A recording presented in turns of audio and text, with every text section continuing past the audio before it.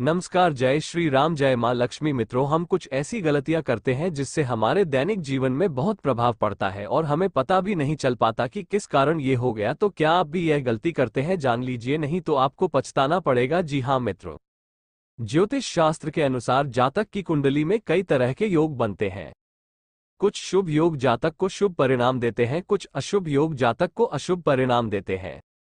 आपको बता दें कि यह योग जातक की कुंडली में एक अहम भूमिका निभाते हैं, क्योंकि इन योगों के कारण जातक के जीवन में कई तरह के बदलाव होते हैं।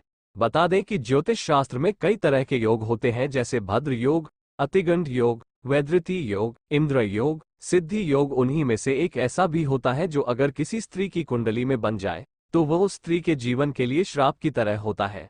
आपको बता दें कि यह योग वैधव्य योग होता है। जी हाँ दोस्तों, वैधव्य योग का अर्थ होता है विधवा या विदुर होना। ये योग जिस भी महिला की कुंडली में बनता है वो महिला विधवा हो जाती है। इसलिए ये योग काफी घातक और अशुभ योग माना जाता है। ये योग भी ग्रह दशाओं के कारण बनता है, जिसमें ग्रह अपनी अहम भूमिका निभाते हैं। वैधव्य योग के कारण स्त्री का जीवन काफी कष्टदायक हो जाता है। उसे अपने जीवन में कई तरह की परेशानियों का सामना करना पड़ता है। बिना पति के समाज एक स्त्री को बुरी नजर से देखता है, साथ ही वह अपने बच्चों का भी पालन भी करती है, जिसमें उसे काफी परेशानी का सामना करना पड़ता है। चलिए जानते हैं कि वैधव्य योग स्त्री की कुंडली में कैसे बनता है और इसके उपाय क्या है। वैधव्य योग, आइए इसके बारे में पूरी जानकारी जानते हैं। वीडियो को इसकी बिल्कुल भी मत कीजिएगा दोस्तों। आपको बता दें कि वैधव्य योग का अर्थ होता है विधवा होना, और यह योग या किसी स्त्री की कुंडली में बनता है तो उसके पति की मृत्यु हो जाती है, जिसके बाद वह स्त्री विधवा हो जाती है। इसीलिए ये योग काफी घातक और अशुभ माना जाता है, क्योंकि जब भी किसी स्त्री की कुंडली में बनता है तो उसे स्त्री के लिए ये श्राप से कम नहीं होता है। साथ ही हिंदू परंपरा में किसी स्त्री का विधवा होने का अभिशाप से कम नहीं है। इसीलिए ये योग बेहद कष्टकारी होता है, क्योंकि महिलाओं को काफी कठिनाइयों का सामना करना पड़ता है। दुनिया के 10 तानाशाह और ज्योतिष कैसे बनता है वैधव्य योग। जी हाँ, लिए जानते हैं कि आखिर इसका कारण क्या है। मित्रों, आपको बता दें कि जब सप्तम भाव का स्वामी मंगल होने व शनि की तृतीय, सप्तम या दशम दृष्टि पड़ने के कारण वैधव्य योग बनता है। साथ ही सप्तमेश का संबंध शनि मंगल से बनता हो, वो सप्तमेश निर्बल हो तो वैधव्य योग बनता है। आपको बता दें कि सप्तमेश शनि मंगल को देखता है तो वैधव्य योग बनता है। जी हाँ दोस्तों, अगर किसी स्त्री की कुंडली में द्वितीय भाव में मंगल हो और शनि की दृष्टि पड़ती हो, वह सप्तमेश अष्टम में हो या षष्ठ में हो या द्वादश में होकर पीड़ित हो, वैधव्य योग बनता है।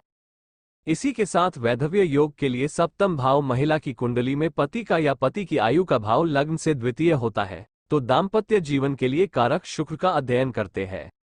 बता दें कि जिस महिला की कुंडली में सप्तम भाव में मंगल पाप ग्रहों से युक्त हो तथा पाप ग्रह सप्तम भाव में स्थित मंगल को देखते हैं तो वैधव्य योग बनता है। जी हाँ, इसी कारण से इसी के साथ चंद्रमा से 7वें या 8वें भाव में पाप ग्रह हो तो मेष वृश्चिक राशि का राहु, और 8वें या 12वें स्थान में हो तो वृषभ, कन्या एवं धनु लग्न में वैधव्य योग बनता है।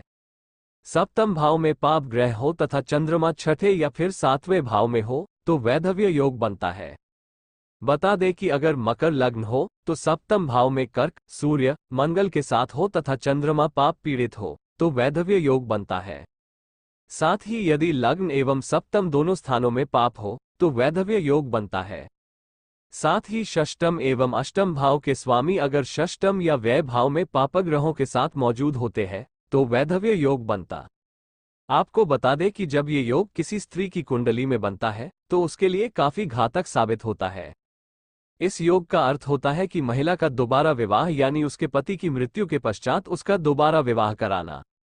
आपको बता दें कि लग्न में उच्च राशि का ग्रह हो और लग्नेश उच्च राशि में होता है तो महिला के 3 से ज्यादा विवाह योग बनते हैं। साथ ही बलवान चंद्र और शुक्र एक राशि में बैठे हो तो बहु विवाह के योग बनते हैं। आपको बता दें कि बलवान शुक्र सप्तम भाव में पर दृष्टि बना रहा हो तो अनेक विवाह के योग होते हैं। साथ ही सप्तम भाव पाप ग्रह से युक्त होकर लग्नेश, धरेश और अष्टमेश तीनों सप्तम भाव में होते हैं तो बहु विवाह योग बनते हैं।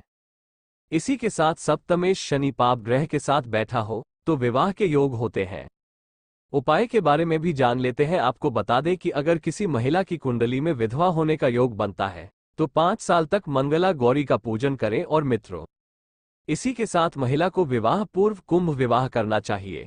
अगर किसी महिला को विवाह होने के बाद वैधव्य का पता चलता है तो उसे मंगल और शनि से जुड़े उपाय करने चाहिए।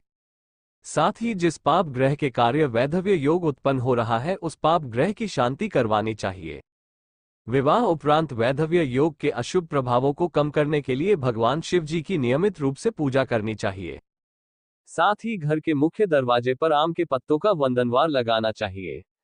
वहीं आपको 15 दिन बाद पुराने पत्तों को हटाकर नए पत्तों को लगाना चाहिए। बृहस्पति की दशा को सही करने के लिए आपको बृहस्पति पूजा भी करनी चाहिए। जी हाँ दोस्तों, यकीन मानिए इन उपायों को करने के बाद आपको ऐसी कोई समस्याओं का सामना नहीं करना पड़ेगा, ना ही कभी आपके घर में दुख आएगा। तो दोस्तों, वीडियो पसंद आई हो तो हमारे चैनल को सब्सक्राइब करें और अपने दोस्तों के साथ शेयर करना ना भूलें। धन्यवाद।